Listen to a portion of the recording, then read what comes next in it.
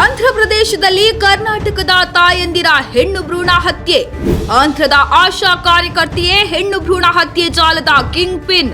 17 ವರ್ಷಗಳಿಂದ ಸಕ್ರಿಯವಾಗಿದ್ದ ಜಾಲದ ಸ್ಫೋಟಕ ರಹಸ್ಯ ಬಯಲು. ಇತ್ತೀಚೆಗೆ ಕರ್ನಾಟಕದ ಮಂಡ್ಯದಲ್ಲಿ ಅಕ್ರಮವಾಗಿ ನಡೆಯುತ್ತಿದ್ದ ಭ್ರೂಣ ಹತ್ಯೆಯ ಜಾಲವನ್ನು ಭೇದಿಸಿದ ಆರೋಗ್ಯ ಇಲಾಖೆಗೆ ಆ ವಿಷಯ ಮಾಸುವ ಮುನ್ನವೇ ಮತ್ತೊಂದು ಶಾಕಿಂಗ್ ವಿಚಾರ ಬಯಲಾಗಿದೆ.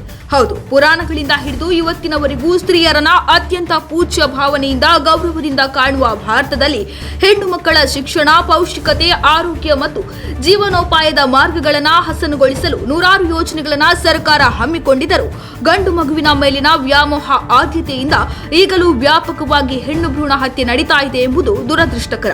ಇದೀಗ ಆಂಧ್ರಪ್ರದೇಶದಲ್ಲಿ ಹೆಣ್ಣು ಮಕ್ಕಳ ಭ್ರೂಣ ಹತ್ಯೆ ಅವ್ಯಾಹತವಾಗಿ ನಡೆಯುತ್ತಿರುವ ಸ್ಫೋಟಕ ರಹಸ್ಯ ಬಯಲಾಗಿದೆ.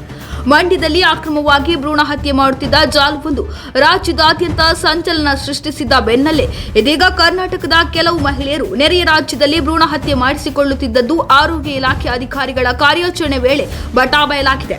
ಕರ್ನಾಟಕದ ಕೆಲ ತಾಯಂದಿರು ನೆರೆಯ ಆಂಧ್ರಪ್ರದೇಶದಲ್ಲಿ ಭ್ರೂಣ ಹತ್ಯೆ ಮಾಡಿಸಿಕೊಳ್ಳುತ್ತಿದ್ದ ಘೋರ ಕೃತ್ಯ ಆರೋಗ್ಯ ಇಲಾಖೆ ಕಾರ್ಯಾಚರಣೆ ವೇಳೆ ಬೆಳಕಿಗೆ ಬಂದಿದ್ದು, ಆಂಧ್ರದ ಆಶಾ ಕಾರ್ಯಕರ್ತೆಯೇ ಈ ಜಾಲದ ಕಿಂಗ್ ಪಿನ್ ಎಂಬ ಆಘಾತಕಾರಿ ಮಾಹಿತಿಯು ಹೊರಬಿದ್ದಿದೆ.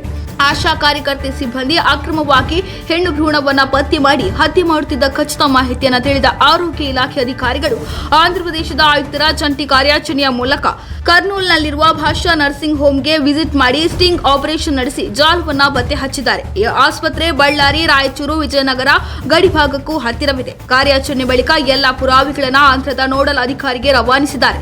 ಸ್ಟಿಂಗ್ ಆಪರೇಷನ್ ಬಳಿಕ ಮಾಧ್ಯಮಗಳಿಗೆ ಪ್ರತಿಕ್ರಿಯೆ ನೀಡಿರುವ ವೈದ್ಯಕೀಯ ಕಾಯ್ದೆ ಉಪನಿರ್ದೇಶಕರಾದ ಡಾಕ್ಟರ್ ವಿವೇಕ್ ದೊರೈ, ಆಂಧ್ರದ ಆಶಾ ಕಾರ್ಯಕರ್ತೆಯೇ ಇದರ ಕಿಂಗ್ ಪಿನ್. 17 ವರ್ಷದಿಂದ ಕಾರ್ಯನಿರ್ವಹಿಸುತ್ತಿದ್ದಾರೆ. ಭಾಷಾ ನರ್ಸಿಂಗ್ ಹೋಮ್ 50 ಹಾಸಿಗೆಗಳ ಆಸ್ಪತ್ರೆಯಾಗಿದ್ದು, ನಾವು ರೇಡ್ಗೆ ಹೋದ ತಕ್ಷಣ ಡಾಕ್ಟರ್ ಸ್ಪಾಟ್ನಿಂದ ಓಡಿ ಹೋಗಿದ್ದಾನೆ ಎಂದು ತಿಳಿಸಿದ್ದಾರೆ. ಅಲ್ಲದೆ ಅಲ್ಲಿನ ನೋಡಲ್ ಅಧಿಕಾರಿಗೆ, ಏಜೆಂಟ್ಗಳಿಗೆ ಹಣ ನೀಡಿದ್ದು ಎಲ್ಲ ಸಾಕ್ಷ್ಯವನ್ನ ನಮ್ಮ ಆರೋಗ್ಯ ಇಲಾಖೆ ಹಿರಿಯ ಅಧಿಕಾರಿಗಳಿಗೆ ಹ್ಯಾಂಡ್ ಓವರ್ ಮಾಡಿದ್ದೇವೆ ಎಂದು ಮಾಹಿತಿ ನೀಡಿದ್ದಾರೆ.